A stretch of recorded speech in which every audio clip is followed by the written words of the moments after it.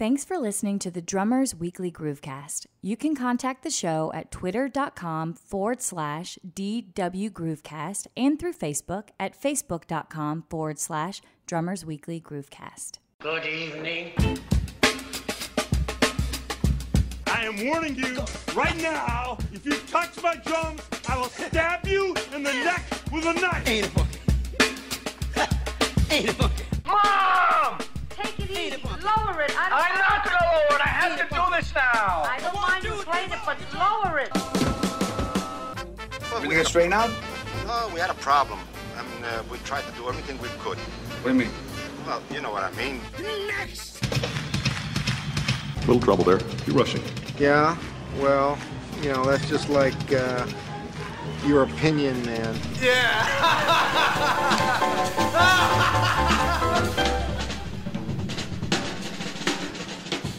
Happy anniversary to all of our folks out in Groovecast Nation. Or should I say happy Castiversary Groovecast Nation, or should I say happy Grooveversary? You get it. But congratulations to us. That's right, us. We couldn't have done it without you. Then again, yes, we could have done it without you, but it wouldn't have been nearly as much fun. We love you guys. We love our power listeners. We know there's some of you out there that subscribe to us, listen to us every week, and we love it. We appreciate it. We appreciate you folks to no end. Now, if you're new and it's your first time listening to us, welcome aboard, sailor. Grab that mop and bucket. Get ready to swab the deck. Get ready to be red-pilled into drumming truthdom.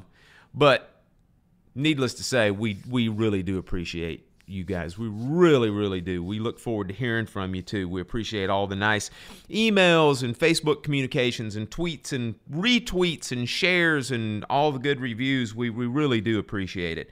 As we move into this second year, our 53rd week, our first week of the second year, you can continue to expect us hitting on great topics. We're going to bring you the best interviews we possibly can. We're going to have more contests, more giveaways, bigger, better stuff in this second year. And we got something brand new that I'm going to break today, right now. We are starting a new video segment. John and I have been talking about this for months. And we are starting it here at the beginning of our second year, and this video segment is going to be entitled Host Spotlight. And essentially what it is it is the proverbial put the face with the name or the voice style video series.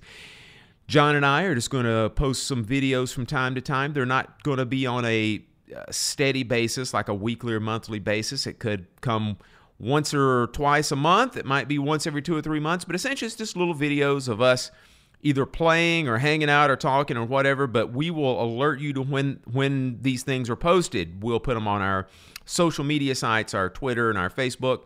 So with that in mind, Host Spotlight number 1 is now available. You can find it on our Facebook page. You can find it in our Twitter feed, and it is yours truly, waxing poetic on my Gretsch USA Customs. So head on over and check out Host Spotlight number 1. Please be kind. So moving forward into our second year, as I mentioned earlier, please stay in contact with us. We love hearing from you guys. We're available at our traditional email address, which is drummersweeklygroovecast@gmail.com. Our Facebook page, which we aforementioned, has the Host Spotlight number 1 video posted on there. Facebook page is facebook.com/drummersweeklygroovecast. And always subscribe to us or tweet us at Twitter. You can follow us there. We are at DW Groovecast or twitter.com/DW Groovecast. At the end of this show, we will be announcing the winners of our 1-year anniversary Monk Drum Giveaway. So as soon as the interview's over, don't tune out. Make sure you come back so you can hear who won the 2 prizes. All right, enough of the palaver. Moving forward for part 2 with our interview with John DeChristopher.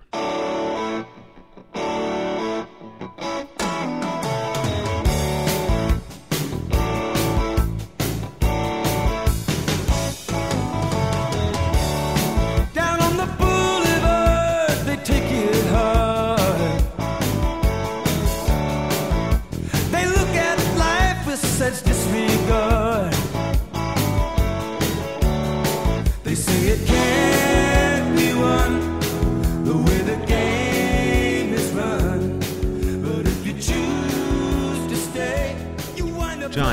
So now you got the gig and you're in artist relations up there.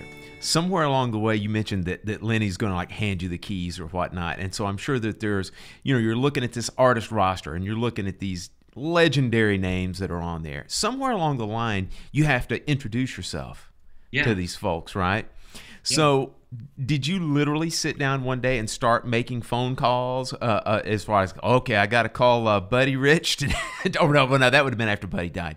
But I've got to call Tony Williams. I've got to call Elvin Jones, that kind of thing.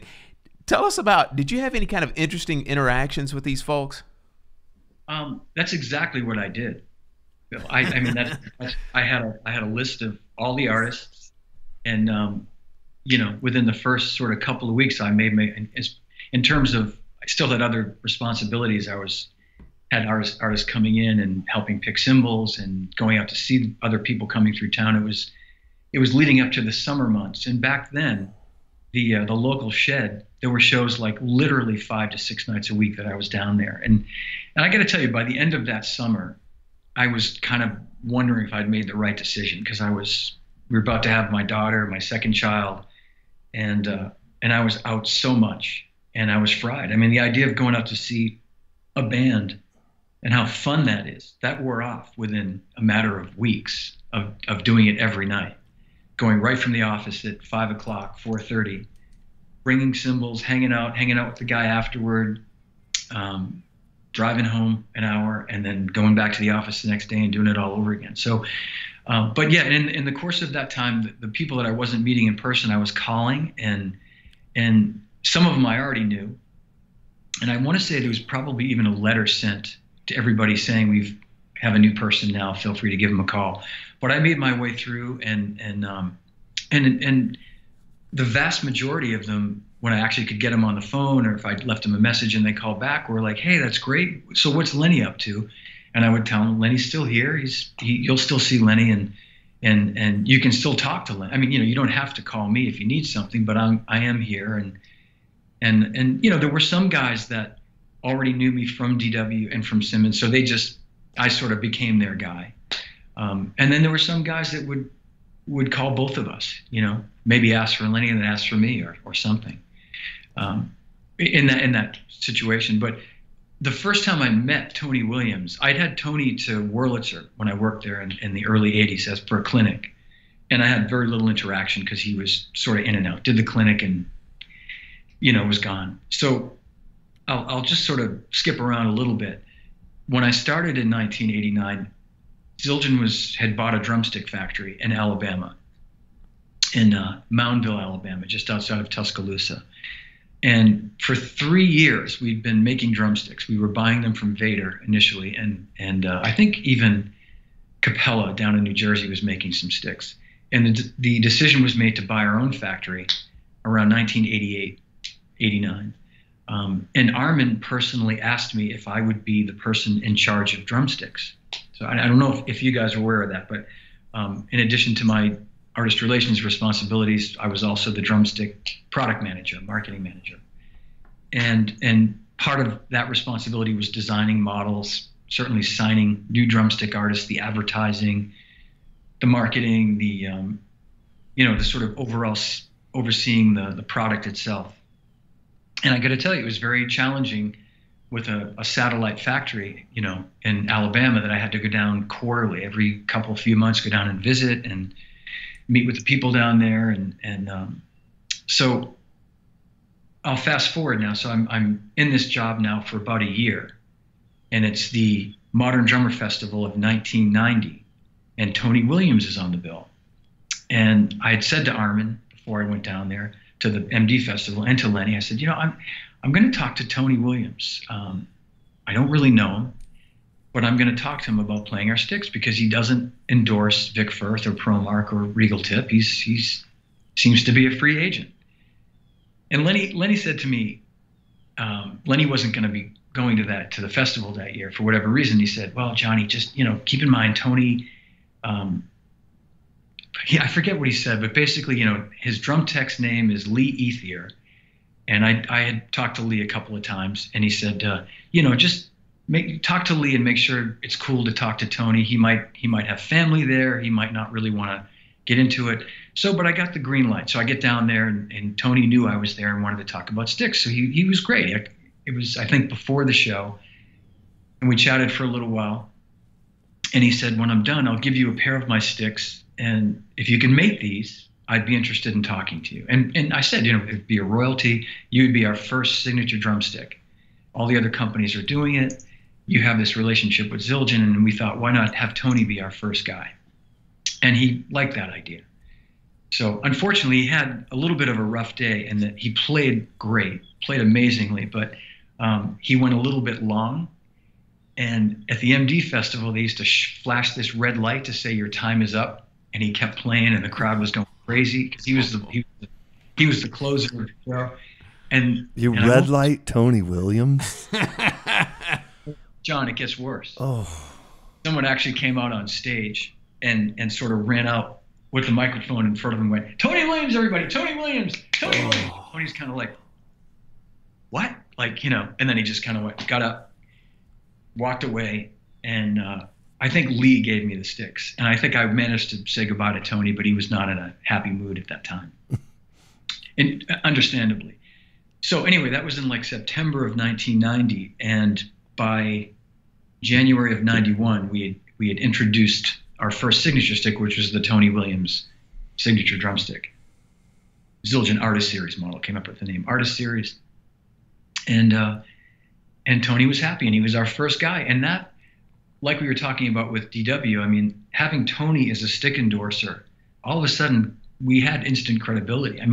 When Vinny heard about that, now, we'd set our sights on Vinny for years, and he was happy with Vic Firth. He had issues where he felt sometimes, I just wish the wood was a little more consistent, but I know it's wood, and, there's only so much you can do. And so long story short is, Tony got a lot of people's attention. It's like, wow, Tony's playing your sticks. That's okay. You guys are for real, and we had some pretty aggressive promotions.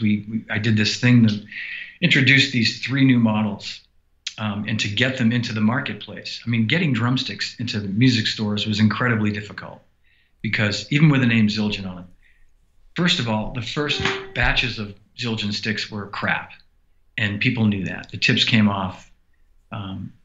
The wood was light. It wasn't weighted properly, and so people had a bad taste in their mouth. So to have a second chance at it, it was hard to get dealers interested. They would say, "Look, we love your cymbals, but we have enough drumstick lines right now in our store."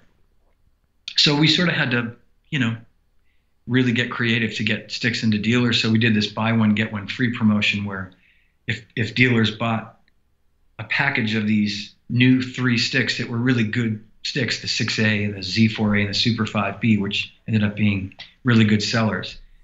I think it was you buy a minimum of 12 each of those models, and we'll give you 12 each of those models for free. How do you say no to that? Mm-hmm. So that helped, sort of get into the stores, and all of a sudden we had consumers that actually liked these sticks and wanted to go back and buy more of them, and it was kind of going for a while, and it got to the point where around 1995,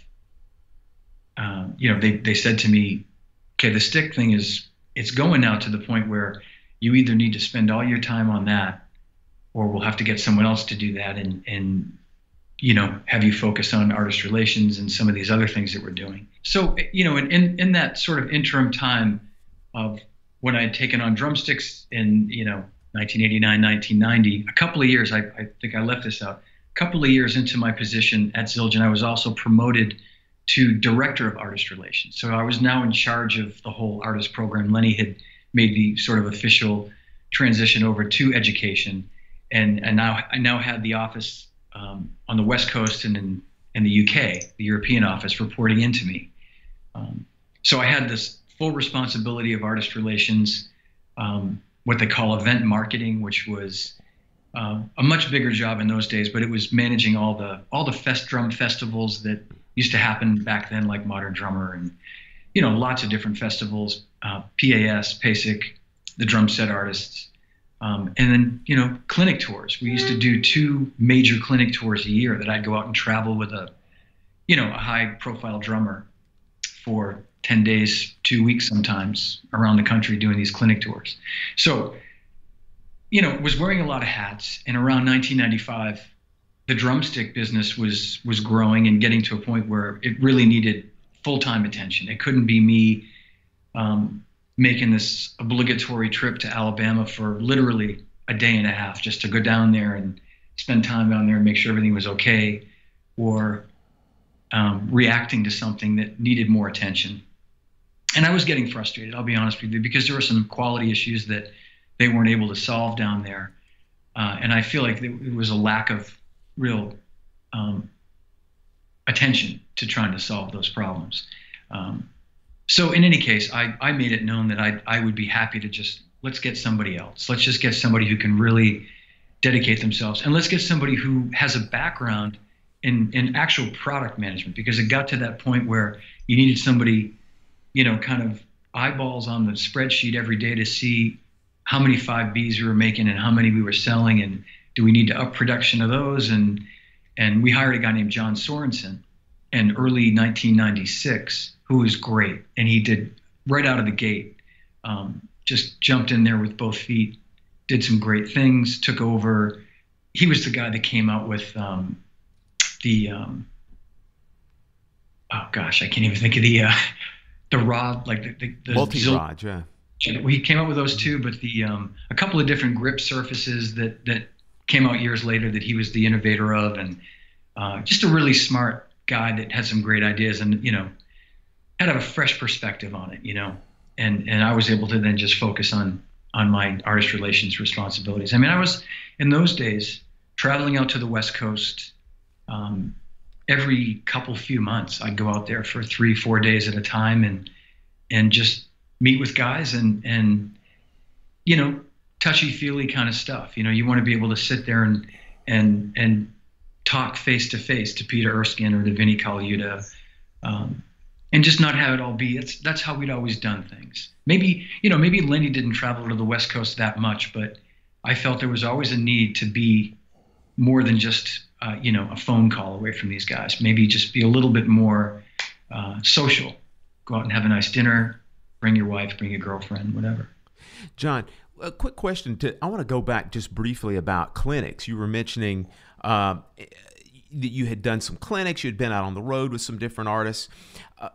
Tell the folks what it's basically like to try to put a clinic together because people have got to get paid. And I know that sometimes that clinics are put together as a joint offering between several different companies. Give us a kind of just a basic example of how that might happen. That's exactly how we would always do it. I mean, it would be a co-op with the drum company, the stick company, if it wasn't Zildjian, drumhead company. A lot of times you'd have Shure or one of the microphone companies involved. Even sometimes you'd have Hudson Music or a publishing company like Hal Leonard in for $100. But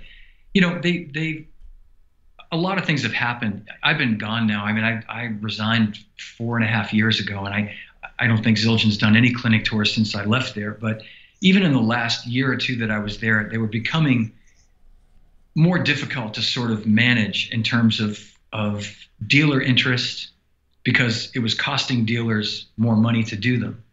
And that was largely due to the manufacturers pulling back their support. So I'll back up and I'll say, in the glory days, we would basically, all the companies collectively would fund it. And the dealer would only have to cover the cost of maybe a hotel room for the night.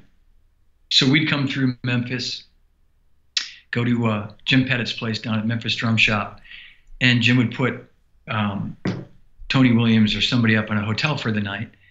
I'd be traveling on Zildjian's dime, and his fee would be covered by DW, by us, by all the different companies. And when you pick the right artist, the companies are willing to come in and spend the money. It was always difficult with the smaller companies coming up with. You try to get them to come up with an equal share.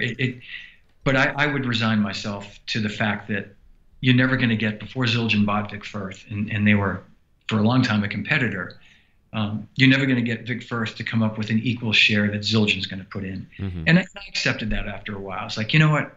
And I got a lot of grief from my company for that. They'd say, look, all these other companies have to put in an equal amount. This isn't right. But you know what? It is right, because we're going to sell a set of cymbals. At a minimum, we're going to ask the dealer to buy Tony or Keith Carlock or somebody's cymbal setup. They're going to spend X $100, even at their net cost. They're going to invest, a couple of $1,000s retail in cymbals. They're going to buy a Yamaha drum set or some kind of drum set. So Zildjian and the drum company should spend more money on this.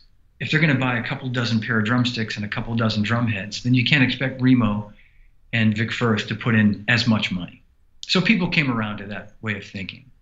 And in those days, the traveling was still fairly reasonable, and I'd get with it. I mean, I would do this all myself. I would get with a travel agent, but I'd sit down with the reps and I'd map out a tour, and I'd say, we're going to start in Boston, or we're going to start somewhere and work our way west. We'll finish at West LA Music, or we'll finish at Pro Drum Shop in Hollywood, and we'll hit 8 or 10 stores along the way. We'll do like a tour, like a band would tour. We'll do 3 days on and 1 day off. Sometimes we do no days off. If I could get Dennis Chambers, Dennis would say to me, I've got 10 days in this period. And he's a good example, or Greg Bissonette. And those guys only got paid for the days they did clinics. And they would much rather work every day than have a day off. And if they're making $1,000 or $1,500, they'd rather be, it's definitely you're humping it when you're flying from place to place, getting up at 5 o'clock in the morning with a bag of cymbals and a bag, and you're going through security, and then you're flying maybe an hour and a half to the next city, and your rep picks you up, and maybe you have time to go to the hotel and drop your stuff, but sometimes you go right to the store and you set up, and it's 4 o'clock in the afternoon, 4:30, you eat something quick, and then the clinic's at 7. You know what I mean? And you get done having dinner with the dealer, it's 12 o'clock, go back to the hotel, and you're up the next day at 5 or 5:30. So, I mean, it's that kind of a thing. But anyway, we would string it together with a travel agent so that it made the most sense travel-wise in terms of costs. And when you amortize the cost of, it might be a couple of $1,000 for the flight, but divide that by 10 stores, it's like $200 a dealer. So it's not that expensive. So it made sense financially in those days. And what started to change it, there were a few different factors. It was Zildjian and drum companies and a lot of people basically saying, okay, from now on, the most we're going to spend on a clinic is X number of dollars. We're only going to spend $300 tops.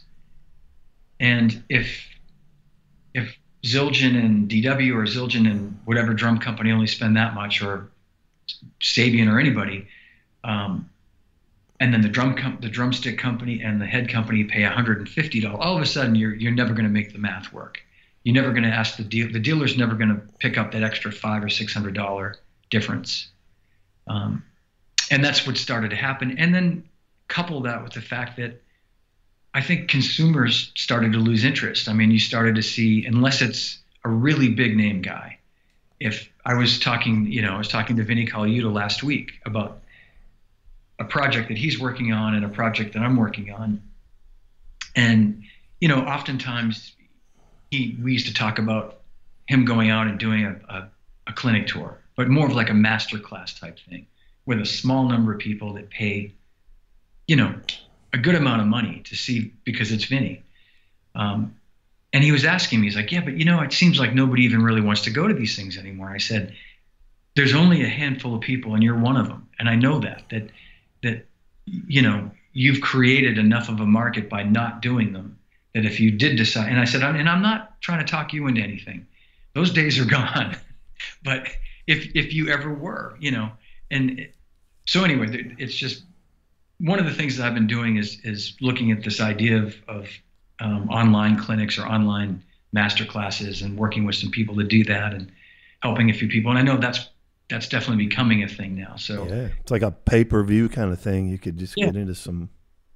And if it's done right, yeah. So but it's changed a lot. It really has changed a lot. That whole kind of way that whole system worked for a long time it doesn't. I think that model probably doesn't exist anymore. But it was a fun model while it lasted, because we had some, I think it and I say that in from the standpoint of it being great for dealers. I mean, the dealer used to sell a lot of product if they did it right. The artists always enjoyed it. They enjoyed being out on the road and meeting people and doing clinics and working, and it was always good for Zildjian to be driving these things, to have myself or someone out there in a store meeting consumers, nothing tops the Mission from GAD tours that we did. Oh yeah, those were bus tours. We went out and for 2 or 3 weeks at a time with Steve, and it was a self-contained unit, and they were huge. It was hundreds of people every night, and it was a real special thing. And I'm thankful that we did those at the right time.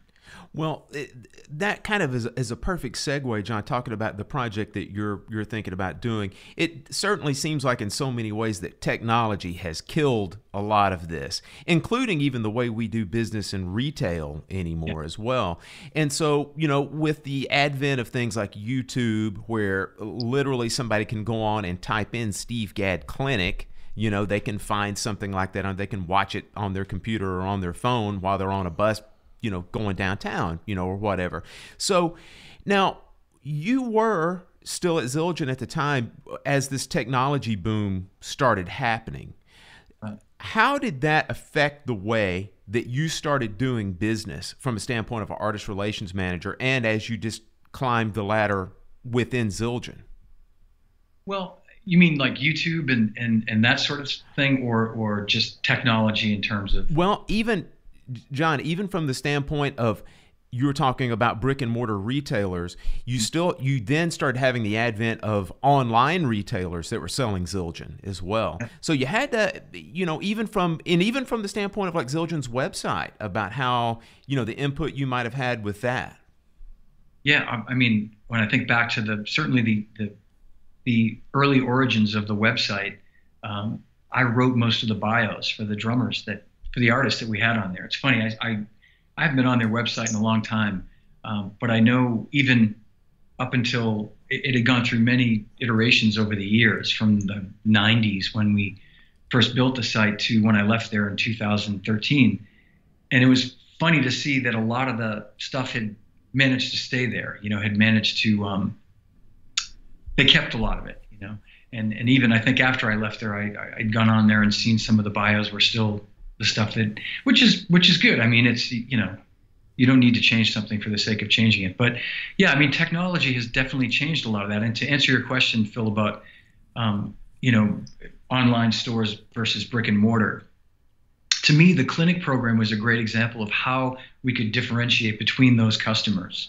And we would obviously you can't do a clinic at an online store, but to me, the benefit of being a brick and mortar store like a 5-star drum shop was, we're going to give you a Steve Gadd clinic. I think we did one of the 3 U.S. tours that we did. I think we only did one Steve Gadd tour at a Sam Ash, and I don't know that we ever did a Guitar Center. I think we did not do one deliberately, because we wanted to say to our independent drum shops, this is our way of support. This is one way of us supporting you.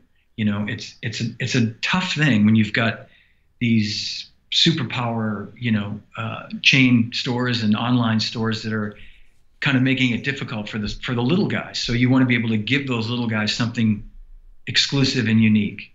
And I would always try to gear. The last clinic tour that I did in the spring of 2012 was with Keith Carlock. And Keith's star had already certainly risen at that point, but it was still kind of rising. I mean, from the standpoint of, he hadn't really done a real clinic tour with us, and the appetite was definitely there for him. I mean, it was sort of everything all coming together at the right time. He just moved over to Gretsch. They were very anxious to get him out there on their product. They kind of wanted to show his face as a new face with their brand, and they were still part of Command, so there was some money there to support it. So I mean, I would say that it sort of ended on a high note, so to speak, because I think we did about 2 weeks of clinics, and every one of them was, great turnout, great. And it restored my faith in it. I thought, you know what, it does show you that there still is enough interest. Probably 10 years ago, you could get someone maybe not as high profile as Keith and get that many people because it was a drum clinic and because, you'd see families, you guys I'm sure have seen that. It used to be you'd do a clinic in a little mom and pop store and you'd have like mom and dad and little 6-year-old Timmy there with his sticks in his hand, and it was great. And afterward, you'd give him a T-shirt and talk to him and that sort of changed. But I think I felt there's still enough of an interest if it's the right drummer, if it's the real diehard drum enthusiasts will come out and see someone in person. They don't necessarily want to watch it on their computer screen on YouTube. Yeah, and there's just some bragging rights to that too that we all still just on a human level enjoy having. I saw Gad, you didn't. I think there's, like you said, with the right people, I think so. You just got to say, hey, man, I was there. It was awesome. I mean, I'm old school. I get really tired looking at a YouTube video after 3 or 4 minutes. I've kind of had enough of it. It's just not. If I'm in the room with somebody and I'm feeling the energy of that person, and I'm able to talk to them, even if I'm a consumer, if I'm just there to watch it, but just a wholly different experience. Yeah, and I accept the fact that people prefer it the other way, and that's fine too. But yeah, I mean, technology has certainly changed a lot of that, and to answer your question, I know that since I've left Zildjian, things are a lot different now in terms of how they view their online business, and they're certainly moving more in that direction. And I do know, I don't think it's a secret, that they feel that's the future, and it probably is. That at some point, you'll probably see a shift to where there's more of that and less of it going through. Even you probably won't have sales reps; it'll be going through dealers, just almost as an Amazon transaction, so to speak. Mm-hmm. Well, John, I don't know if there's anyone more qualified to get into this, but we've seen forever, the myths, the misconceptions of endorsements. And man, it's just like, you can tell someone till you're blue in the face. Well, I don't think that's how it works. I don't know. And everybody has their idea of it, but I want to get a little bit into that because Zildjian especially, that's probably in our circles, in working player circles, oh, that's the hardest one, man. It's just, don't even waste your time, this and that. But, kind of give us some insight from your perspective. You mentioned in passing, go find a band. I mean, did you go find bands, or was it a lot more people coming to you? And criteria, all of these things. I'll open up to you to kind of walk through that. In my time there, and again, I know things have changed since I've left there. The people that worked for me are still there. Most of the people that worked for me are still in place there. But in my time there, certainly when I started, there were way more people coming to us than us going to them. Mm-hmm. There were still people that we would go to, but you can picture that, you can imagine that in the 80s, it was a kind of a free for all in terms of just the number of bands, and and you almost have to go back now and take it up, sort of work backwards from the record companies, which don't exist anymore. But in those days, I was dealing with people at record companies that, promotions people that were working bands. When I say working, they were trying to get their bands out there. They maybe just signed, Toad the Wet Sprocket to a 5-year, 3-album deal. And here's this new band, and they're from Santa Barbara, and their first single is going to hit, and the guy loves Zildjian. Can we buy some cymbals from you and just see how it goes? And I use Toad as an example. I don't know that we actually did that. We might have just signed Randy Gus because they had a video on MTV, but there was a lot of that. So I had relationships with people at Capitol Records and people at Sony, and I had relationships with management companies that managed, like Metallica's management company, Q Prime in New York, managed a lot of smaller bands. And I'd get a call from Sue, and she'd say, "Hey, it's Sue. We just picked up this band, and I wanted to give you a call. The guy, he's a great guy, and he loves Zildjian, and we're not asking for anything for free, but can we?" And sometimes I'd sell them stuff. Sometimes, based on their recommendation, maybe we'd bring them on at a low-level endorsement, like a cost, and almost like a year, see how it goes type situation. So I guess what I'm getting at was there was a lot of really open communication in those days, and usually when you had a record company like Capitol or Sony or any of the majors that were working these bands, you knew there was going to be some longevity. So you felt like you weren't risking too much if you signed somebody, especially if they were paying for their cymbals, and maybe you threw them a couple of free crashes on top of the deal, or something. But you never felt like it was a big risk because, well, they got a Capitol deal and they're going to make at least 3 records.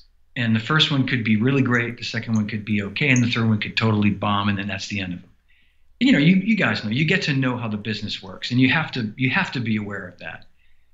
And part of the deal was, okay, we want to see our product in the video, so make sure you're going to spend $100,000 in the first video.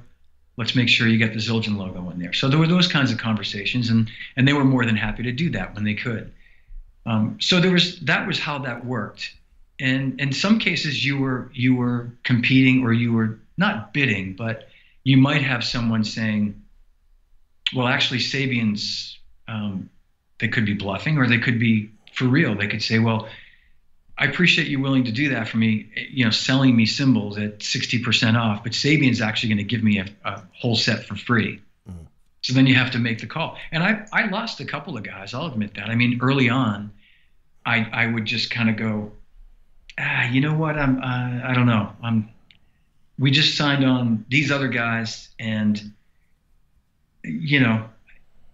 I'm not feeling it. So if you're gonna play hardball, so to speak, and that's it's going to come down to getting free cymbals from this company versus being with Zildjian, the brand leader, blah blah blah, and having to pay for them.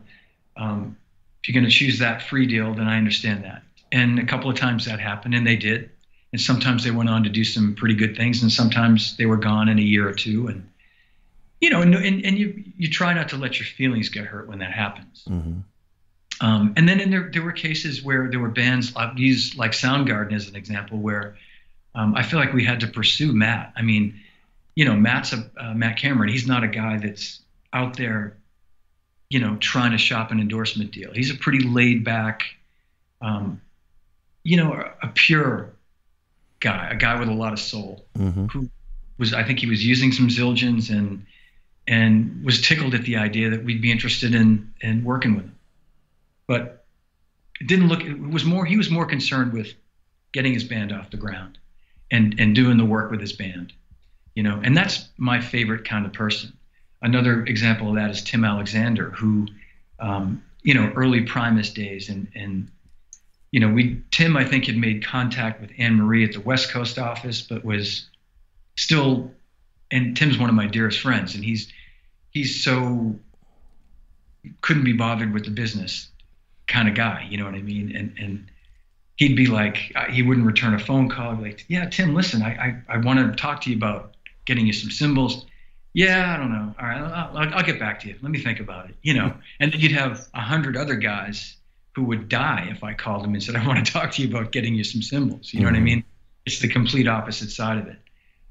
So there were those situations where you had to be selective about who you were going to target personally, and then of all the hundreds of packages that were coming through the door every week, which ones really made it to the top. And sometimes it could be as easy as, okay, they have a video on MTV right now, and they got a hit song on the radio, so let's give it a try. But even that, as we all know, that's never a given. Right. What about like a reputable management company that's going to pique your interest a little more, maybe? Yeah, that absolutely. kind of thing. So you're making calls by way of a few different viewpoints and considerations. And always, I always try to let my inner drummer guide me too. I mean, if the guy was a good drummer or girl, that had to weigh in. It couldn't just be because they're a hot band right now. And I mean, we got a lot of flack from Ricky Rocket back in those days, and Ricky's turned out to be a pretty good drummer. I think he's really worked at it later on, but early on, he was more a part of that whole scene, but I will say that, he was part of that scene, and he was somebody that was a visible drummer, that it would have been a real loss to not have signed him. I mean, I didn't actually sign him. I think Mike Morris, just before my time, was, he was signed, and I just use that as an example, but like you say, management companies, record companies, recommendations from those people certainly carried a lot of weight, because you felt like they didn't stick their neck out just for the sake of doing it. They were other players sometimes, I would imagine. Yeah, players for sure, yeah. And I remember going to see the Black Crowes opening for Aerosmith in Boston in 1990, and their record had just come out, and one of the songs was on the radio. And I remember seeing Steve Gorman play, and he had been playing drums. We chatted after the show, after his set, for, I don't know, half an hour, and it was the first, he still talks about it, was the first time we met. And I couldn't believe he'd only been playing drums like a year or 2 years. Such a natural drummer. And I said, well, I gave him my card. I said, I'd like to talk to you about, you endorsing Zildjian. And he's like, are you kidding me? I said, no, I'm really serious. And he's like, why would you want me? Like, you guys have everybody, and he was very humble about it. And to this day, we're the best of friends, but I saw this potential in him as he's a band drummer, but he's somebody that had something very special and natural about him as a drummer, that I felt like it fit the criteria of what we wanted Zildjian to have, Awesome. John, while we're talking about misconceptions, like that misconceptions of endorsements and how the real world actually views endorsements from your side of things, something else that our listeners find absolutely fascinating that we discovered from our trip down to Gretsch is we asked Paul Cooper some things just about his factory, about the employees and that sort of thing. I would like to ask you, from your experience and the stats from your last year of employment. You were there was it till 2013? Was that what you were? Right, until I left in January of 13, yeah. Yeah, I'd like to ask you just a few questions about Zildjian, and if you could give us the numbers on roughly how many, for example, the first question would be, how many employees did Zildjian have your last year? Okay, that's a good question. It was a lot less than when I started there. I shouldn't say a lot, but it was fewer. And the Zildjian part of it, I'd say there were probably, maybe 80. Less than 100, including the factory, all the offices around the world, the main office in Norwell. And and Phil, that's a guess. I'm thinking that's but probably pretty close. The reason I'm asking this is to give you a little bit of the distortion of reality. When we did the Gretsch interview, and there's under 20 people that work for Paul down in Ridgeland. I literally had listeners saying, man, we thought that there were like 750 people in this factory, and 800. So this is why I'm asking these questions. Now, next question. Paul does the job of 750 people. He absolutely does. How many, in your last year, how many cymbals did Zildjian actually make? I honestly don't know. I really don't know. And if I did know, I probably could get in trouble if I told you. Okay. Yeah. Or maybe not. I don't know. It might even be information that's out there. But I'll be honest with you. From 2008 on, after the whole market collapse, I mean, Zildjian, like everybody else, was affected pretty significantly by that change, by probably 20% or more. I mean, the whole industry-wide, the whole business was affected, and Zildjian was not immune to that. And I'll just say, I remember people in like 2009, as everybody was sort of scraping, including Zildjian, to sort of get back on their feet. And people would say to me, well, you guys, probably weren't even affected by that. And I'd say, are you kidding me? Of course we were. I mean, think about it. Think about who buys cymbals. I mean, in terms of consumers, forget the artist side of it, but the actual people that go into music stores and buy cymbals. I mean, think of how many people now won't be doing that because they don't have a job. I mean, it all comes down to, if Tommy's dad gets laid off, Tommy's not going to get cymbals for Christmas that year. It's that simple. And we felt it immediately. So, the company had experienced a lot of growth and, good steady growth in the cymbal business. And I'd say everybody was at the time. It wasn't that we were getting a bigger share of the market. It pretty much had probably topped out at around 60%, 50 even, 50 something, which is huge. But when you're used to having 65% and you're down to 50 something, you feel like we're losing market share. But the reality is that anybody, Vic Firth probably has I don't know what they have, 30 something percent market share of the drumstick business.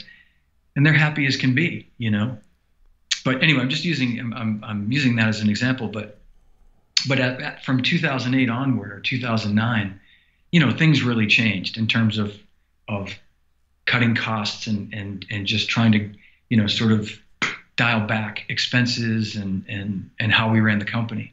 So what I'm getting at, Phil, in a long-winded answer is I'm really not sure where we landed on that last year that I was there, but there had been a shift over the years of the B8 sheet bronze cymbals versus the cast cymbals. Used to be they were a much smaller part of the business.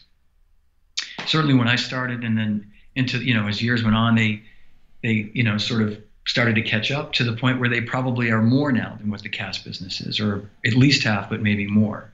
And that's a trend that probably everybody's feeling as well. Got you. So to this day, it's probably your best guess that the B8, the sheet bronze, or the intermediate and beginner cymbals are outselling the cast or the professional cymbals. That would be, and if I'm wrong, I stand corrected. I'm the first one to admit I don't have all the answers, but yeah, I would venture a guess that is indeed kind of where that market is now. Of the cast cymbals, what is the regular A Zildjian line still, or is it the best-selling series? No, I would say the A Custom. A Customs. A Custom had become the best-selling cymbal within a relatively short amount of time. They were introduced in 1991, early 1992, and I would venture a guess that within 5 years they were outselling A's. They certainly are now. I'd be willing to bet that. And I'll tell you what, this is, and I'm glad you asked that, and I'll give you a little personal opinion on that. That should have never happened. The A series were ignored for a long time. I was a real thorn in people's side for a number of years, complaining about the A's, because the A Customs came about because Vinny came to the factory wanting to get some A's when he was going on tour with Sting in 1990, and couldn't find any A's that he liked. They were too heavy. They were too clangy. They were being made differently, and they'd lost that sparkle and that sound that they had. And so that sort of became this idea, well, let's try to make something that you like. And it evolved over a period of a couple of days there, and then months later into the A Customs. And all of a sudden the A Customs were their own unique sound. It was a different sound than the A's, and different than what Zildjian made at the time. And it was a overnight sensation. It became a huge success.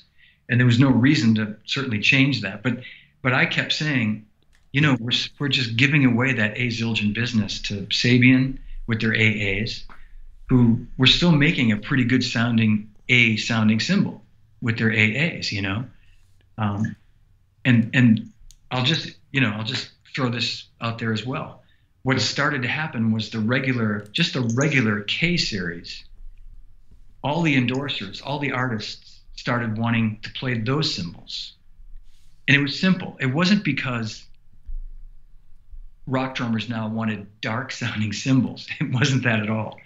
The K's sounded more like A's. Mm-hmm. Yeah. The K's were being made the same way the A's were being made. There was more time and more care being put in those.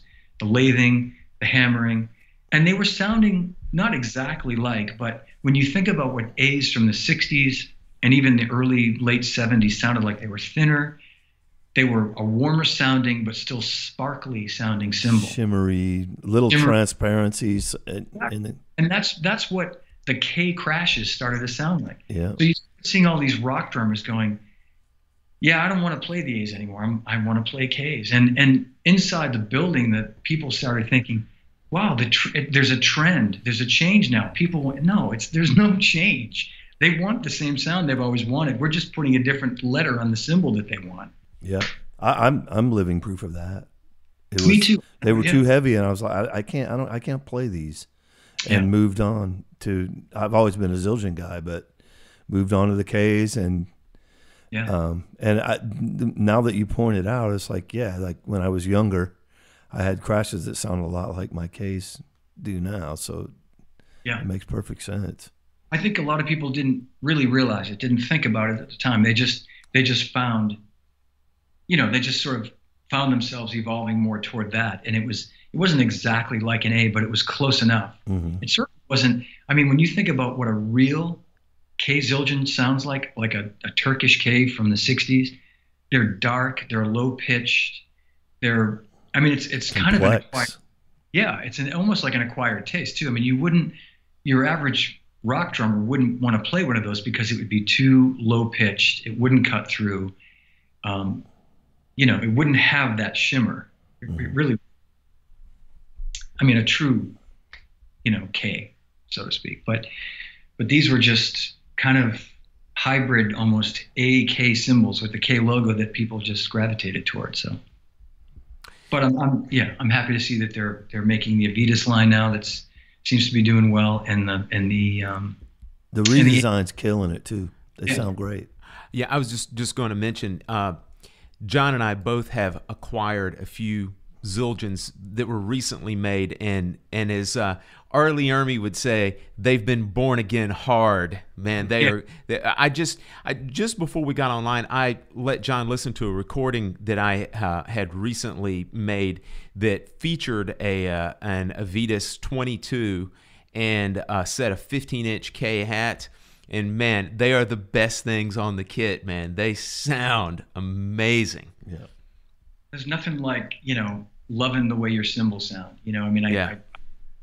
It's one thing as a drummer that I've always appreciated is that, drums are important, but you can almost always get a drum set to sound the way you want it to sound or make it work. But if you can't get the right hi-hat and the right ride sound, that's imperative. That's really what, and crashes too, obviously. But well, man, let's talk a little bit about how important that is to you now, because you've kind of come full circle.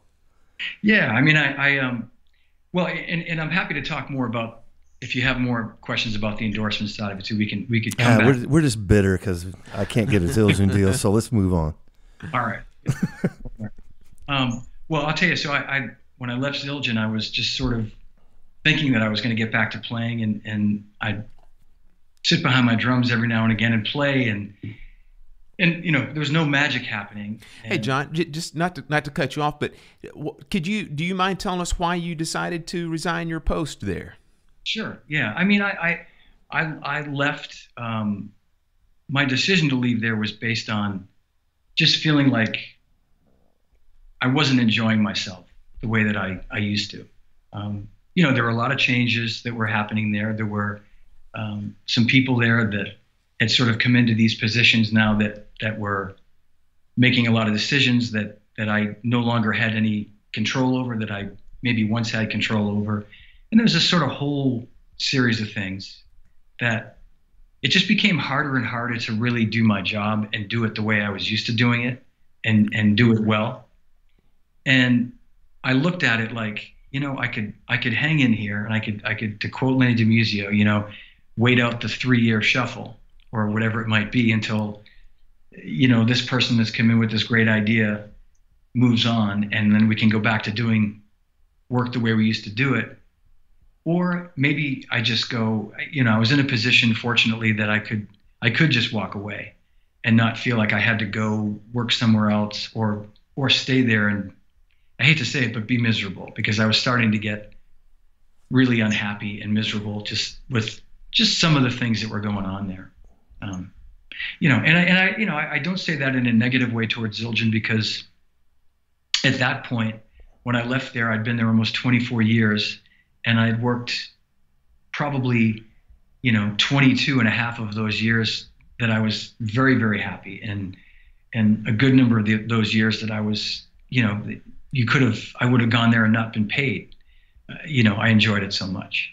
And I had moved up to the position of vice president around, 10, 12 years into the job. So I was at a level in the company where I was making good money. I was a senior level employee. I had a whole department under me. But it was important.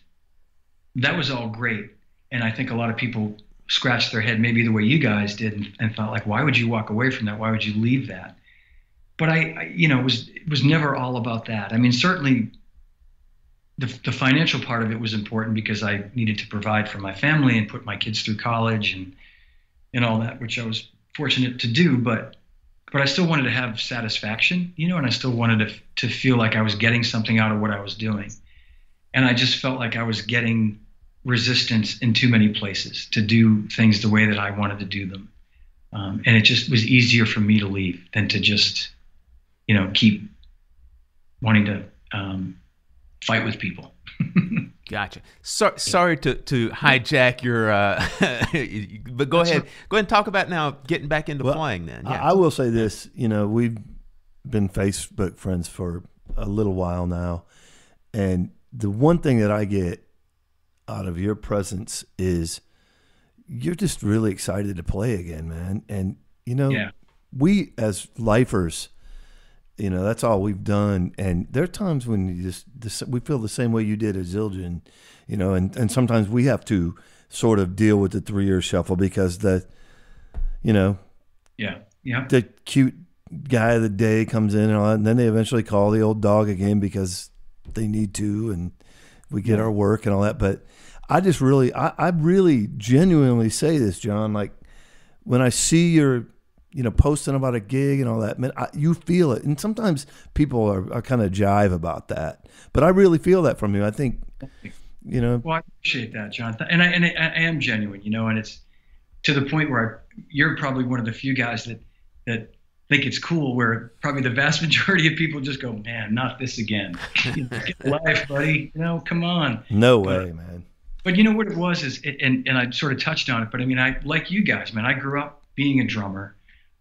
It's all I wanted to do from when I was 12 years old until I was in my mid-20s. I mean, that's all I wanted to do. And what the funny thing about that is it sort of was good and bad. It was good because I was able to play professionally for a long time and get a lot out of my system as a young guy. So I was lucky to do that, but it was bad from the standpoint of I had a taste of it. And once I got into the business side of it, I had to let go of it. I realized that I couldn't have a family, and I knew guys that were still out there gigging, like they had jobs in the industry, but they'd still go out and do gigs on the weekends. But I traveled so much, and I had nights away that I'd be, out seeing Steve Smith or this guy or that guy. And if I had that weekend free, the last thing I'd want to do is go out and do a gig. It's like, oh man, I got a Saturday off. I want to be home. You know what I mean? I don't want to, and I have a funny story about that. So I went like almost 20 years, really without playing, not only not gigging, but literally, I mean, I had drums set up in my office at Zildjian, and I'd hit them every now and again, but I really wasn't playing anymore. And when I sat down for any period of time to play, you could tell that I wasn't playing anymore. And, we all hear those things in our head, and you're thinking, yeah, I can play that. And then when you actually sit down to execute it, that's when you realize, wow, I'm really out of shape here. But so I'd been out of Zildjian for about a year. It was the summer of 2014, so 3 years ago. And I got a call or a message from an old friend of mine that has a band, the band that I'm in now, Neil Porter, and they've been using a couple of different drummers. They might have had a regular guy, but they had a whole bunch of subs that would come in, and they had a gig coming up. And one of the guys in the band was a very old friend of mine that we played in a band together in like 30-something years ago. Excuse me. And he said, why don't you give John, let's check and see if John wants to do this gig with us, if he wants to sub. And so Neil gets in touch, and I said, oh man, that's really cool. I appreciate it. But man, I'm in no shape to play a gig. And he pushed it. He's like, come on, you can do it. It's all the songs that you used to play in your old band. It's the Beatles, it's the Rolling Stones, it's the Eagles, it's the Allman Brothers. You could. And I'm like, yeah, but you don't understand. I'm not the John from 30 years ago that I could have stepped in and done the gig, but even those easy songs I would have trouble with. I was being really, maybe a little too hard on myself, but he sent me a song list, and I looked at it, and I thought, man, these songs are great. These are all the songs I'd want to play. So what I'm getting at in a long-winded way is I said, okay, I'll do the gig, and it gave me about a month or so to really sit down and shed, and I started like listening, like, I don't know if you guys did this as kids, but I learned to play listening to records and playing them, and I just started doing that with my iPhone, just listening to music and playing along to it for hours at a time. And my wife was like, wow, you're really putting the time in, and being older, I had the benefit of like getting advice from Steve Gadd and people like that, and Danny and Peter Erskine, even Charlie Watts. One day I was talking to him, and I asked him about Paint It Black, and he said to me, it's an easy song. He said, you'll have it's simple. He said, just don't play it too fast.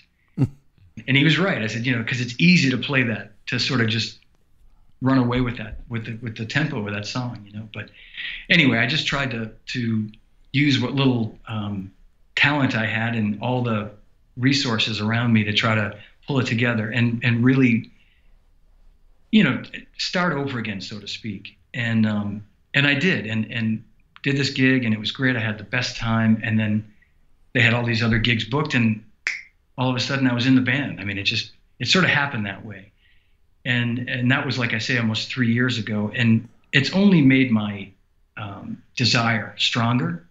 Like I practice as much as I can, maybe not every day, but several days a week, a few days a week. When I'm watching TV now, I almost always have a pair of sticks and a practice pad. And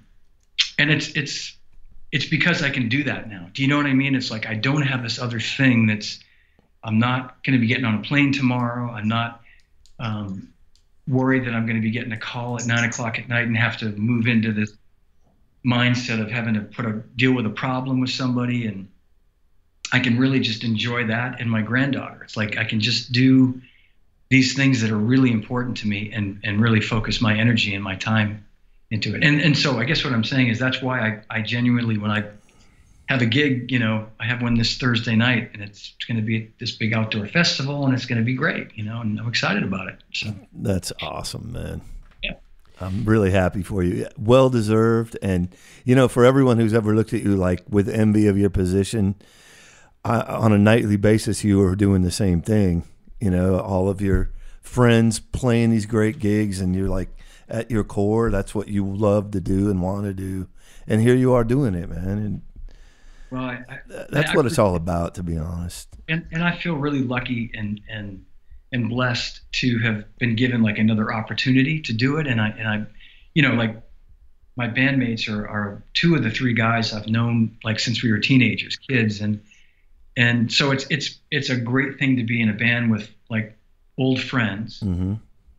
That you respect, and they're great musicians, and we have this little saying within the band that's like, who's better than us? Like, we get, at the end of the night, we're divvying up the cash, $100, $150 each or something, and we're laughing, going, can you believe this? We actually got paid to do this tonight, and the funny thing is, and I don't mean to sound, I don't want this to sound, I don't think you'll take it in any sort of condescending way, but I've told the guys, it's like, when I had my old job at Zildjian, if I had a free Saturday night and you said to me, we'll pay you $150 to do this gig with us, I'd say no. It's not worth it. I'd rather be home. That's not enough. Not that there's any amount of money, but that's not something that's going to make me want to give up a free night. And now, if I make $75, which I have a couple of times, I'll go out and do a gig. You know what I mean? I'll be out till 1 o'clock in the morning and schlepping my drums and just happy to be playing. And that's the most important thing, is to, in my soul, to know that it has nothing to do with the money. It's just about doing what I really started off doing, what I set out to do in the beginning, and I'm giving an opportunity to do it again and have fun with it. And we're lucky that we have these opportunities, because there aren't a lot of places to play, but we've found this little niche of like 3 or 4 places that have us back on a rotation, and we're like working pretty much every week now. And I'm down in Martha's Vineyard for the summer, so I'll go off island tomorrow, do the gig Thursday, come back down here Friday, and then I'm down here until August. And we've cleared the calendar for July. I'll do a couple of gigs in August back home, and then come back down until September. And then we'll pick it up again in September. And they're all good with that. They, take a little break and, nice. Recharge. Yeah. Man, that's awesome, man. Living the life. Yeah, I was going to say we're about to power down and let you get on with your life, man, up at Martha's Vineyard. But I wanted to ask you before we start, miserable as it may be, start finishing some things up. Is there anything, I love it there. I'm just being. Is there anything that you want to either promote or something else you would like to talk about? Well, you guys had mentioned, I a few years ago I started representing some drummers, and it's just been a little thing to keep my toe in the water. It started off as just a little side venture business. I was doing some consulting for a couple of drum companies to sort of help them with their marketing and their artist programs. And it led into Steve Gadd asking me to help him with some things, and then Peter, and then Danny Serafin and Rick Murata. So I've got this company called Viper Representation. And to be honest with you, I want to keep it very small. I know people listening can't see my hands right now, but you guys can see I've got them about 10 inches apart, meaning like I just want to keep it I'm not looking to take on more guys. I'm flattered that many drummers have reached out and asked me to manage them, but I don't want to get into a situation where I'm spending every minute of every day doing that again, So that's just another thing that I'm doing. And I have a granddaughter who just turned 2, and if I could spend every day and every minute with her, I'd do that over anything. But unfortunately, she lives a little bit too far away to do that, but we see her a lot. And, I'm just, like I say, I enjoy being connected to the business. I stay in touch with a lot of the drummers that I have, had long relationships with. And it's a nice feeling to know that. And I knew when I left Zildjian, I was going to do that. I didn't just say it. I mean, I told, a lot of these guys, like, look, I'm not going to be here anymore, but we're, as far as I'm concerned, our friendship continues. And if you need me for anything, I'll always be there.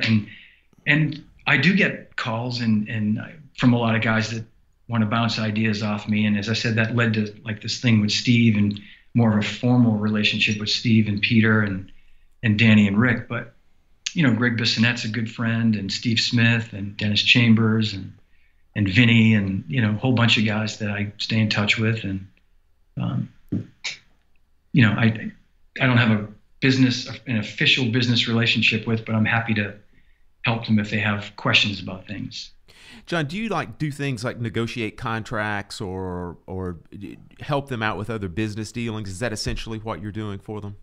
I do some of that. Yep, I do. And in some cases, with Peter, I'll just quickly say with Peter, more than any of the guys, I'll negotiate an appearance that he might be making with an orchestra in Japan.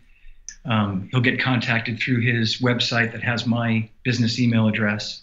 And so they'll contact me, and then I'll basically negotiate the whole thing and set it up. And same with Danny Serafin, in Danny's case. And Peter has so many sort of tentacles, you could say, in terms of all the different things that he touches. So he probably keeps me the busiest. With Steve, it's more like he gets a lot of requests for clinics and master classes and interviews. And so I deal with a lot of that stuff. I was involved with his record a couple of years ago in helping market that, and his 70 and Strong record. And designed the artwork for the Bulldog logo and things like that. So a friend of mine, Gary Greenberg, actually put that together, but it was he and I that came up with the concept of it. So anyway, yeah, it's different things. And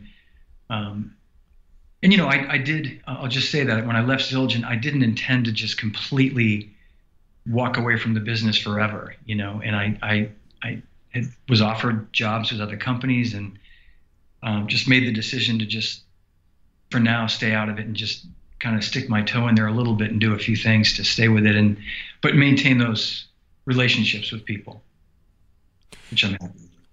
Gotcha. Well, John, you've been absolutely fantastic, man. You've not balked at a thing that we've asked. So we appreciate it, man. We appreciate the amount of time that you've spent with us. To carry on with Drummers Weekly Groovecast tradition, though, before we let you go, we like to have a little bit of fun. Okay. And we do a thing that we've been doing with virtually all of our guests. We call it the Drummers Weekly Groovecast Rorschach test. And essentially what it is I have a list of 20 questions, and it's just really quick yes or no or short answer questions. Okay. And like, for example, I might say Coke or Pepsi, and you would say whatever your choice is. So we like to... Can I say neither? You could say neither, absolutely. Right. So I'm going to go ahead and start the clock, and then you just don't think about these answers, just rattle them off. You ready? Okay. Okay, here we go. Wood tip or nylon tip? Oh, wood tip, all the way. Boston or Los Angeles? Boston's my home. LA a little while. Weckl or Caliuta? Oh man, I didn't see that one. I'm innocent on this one. All right, I got to go with Vinny only because he's my Italian brother and we love cannolis. Good answer. Scullers or Regatta Bar? I'm going to lean toward Regatta Bar on that one. NAMM, summer or winter? Oh, winter, hands down. Dogs or cats? Dogs. I have many cats, but I'm a dog guy. DW, collectors or workshop?